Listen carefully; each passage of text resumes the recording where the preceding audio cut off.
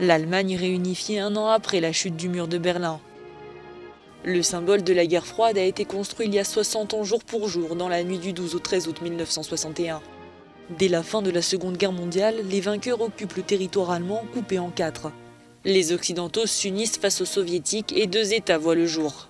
La République fédérale d'Allemagne à l'ouest et la République démocratique allemande à l'est. Toutes deux se partagent Berlin.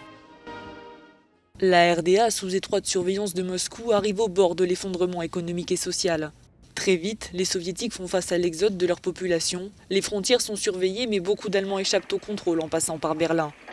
Après de nombreuses rumeurs, Walter Ulbricht, le dirigeant de la RDA, ment à la population et affirme que personne ne créera de mur à un moment où sa construction est déjà bien engagée. Mur de la honte pour les Allemands de l'Ouest, il est officiellement appelé mur de protection antifasciste par la RDA.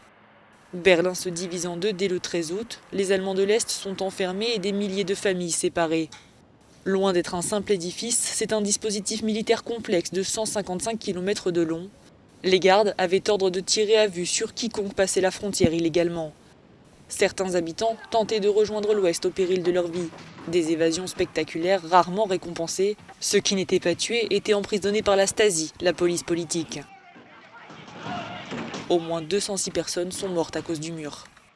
Pendant ce temps, l'économie du bloc de l'Est s'affaiblit toujours. Au milieu des années 80, Mikhaïl Gorbatchev décide de réformes et engage une désidéologisation.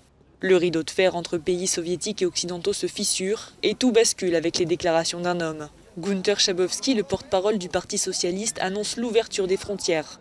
Répondant de manière maladroite à la question d'un journaliste, il acte que les Allemands de l'Est peuvent immédiatement sortir de leur zone. Personne n'y était préparé, mais les Berlinois le prennent au mot et se ruent au checkpoint.